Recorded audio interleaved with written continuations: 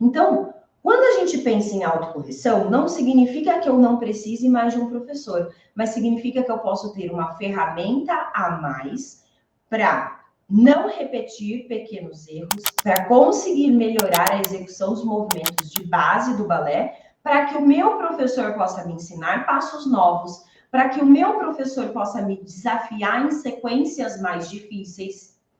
Faz sentido? Então, saber se corrigir, né, aplicar a autocorreção, não significa que você não vai mais precisar de professor. Pelo contrário, significa que o seu professor vai poder evoluir mais rápido com você na sua aula, ok?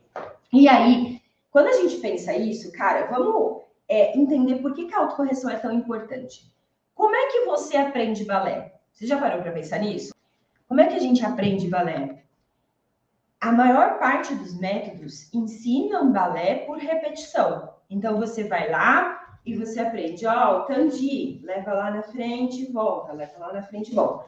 Muitos métodos até repetem a aula. Além de repetir o tipo de exercício, né, a tandi, por exemplo, no balé, todo dia a gente faz tandi, todo dia a gente faz esse movimento aqui.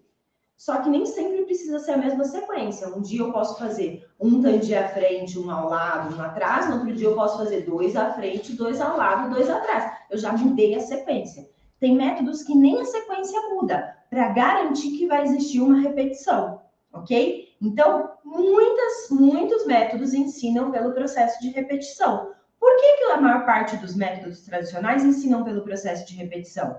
Porque são métodos que foram desenvolvidos para ensinar criança a dançar balé.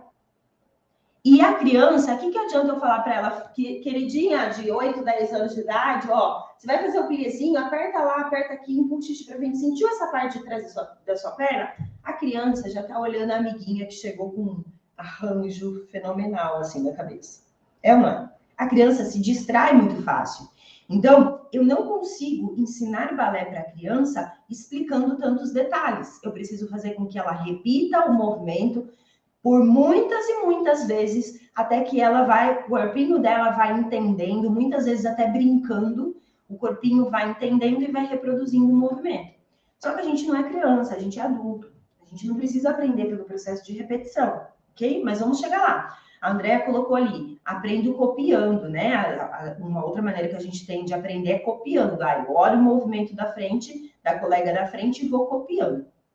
Cara, isso é um grande problema, porque você não sabe onde ela está colocando as forças. Da mesma maneira que você não sabe o seu professor onde ele está colocando as forças. Se eu não falo para você que no demi-plié eu estou colocando a força lá no meu dedinho do pé, você jamais ia saber, porque não dá para visualizar, sim? Então, copiar ou repetir o movimento, a gente consegue aprender, mas não significa que a gente vai aprender copiando da maneira ideal, sentindo realmente o meu corpo e repetindo o movimento, também não dá para eu afirmar que eu vou realmente colocar as forças no lugar correto. Sim, aí eu levo mais tempo para conseguir esse processo. Então, como que a autocorreção ela vem ajudar no nosso processo de aprendizagem? Ela faz a gente aprender mais rápido. Eu aprendo mais rápido, por quê? Além de eu poder olhar para copiar, né? Então, não, dobrou a perna, vou dobrar a perna. Além de eu poder repetir várias vezes o plié, eu ainda acrescento a minha sensação corporal durante esse movimento. Então, eu vou executar o movimento, eu tenho um estímulo para ver como o movimento é feito, eu escuto a explicação de todo esse movimento. Além disso, eu consigo perceber o meu corpo nesse movimento. Quando existe esse conjunto, eu consigo aprender balé mais rápido. Eu não sei se vocês conhecem, mas existe uma companhia de balé de cegos. As meninas, os meninos que dançam lá, eles têm deficiência visual, tá? Tem alguns que não enxergam absolutamente nada. E elas dançam na ponta, balé de repertório. Como é que eles aprendem balé? Não foi antes de, né? Não, tem pessoas que nasceram cegas e aprendem balé. Como é possível uma pessoa que não enxerga para copiar, que não enxerga para ficar reproduzindo aquilo, copiando, aprender? Ah, ela vai ouvindo, dobra o joelho. Não é tão simples assim, né? Agora, se ela souber o que ela tem que sentir quando ela fizer o demi-plié, fica um pouco mais fácil.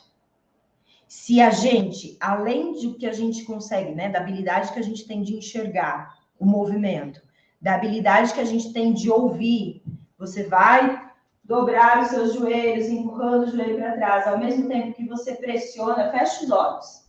Fecha os olhos. Só vou falar, ó, você vai dobrar os seus joelhos, pressionando o chão com o dedinho do pé, empurrando o seu joelho para trás, ao mesmo tempo que você empurra o xixi para frente, crescendo as costas lá para o teto, empurrando o xixi para frente.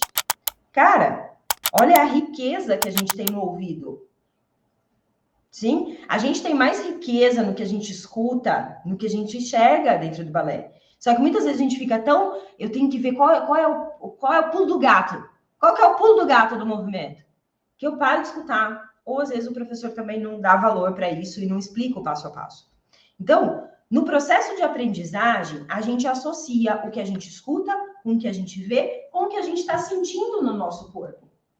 Isso é aprender usando a autocorreção, alinhado com a repetição, alinhado com o espelho do que você está vendo do movimento.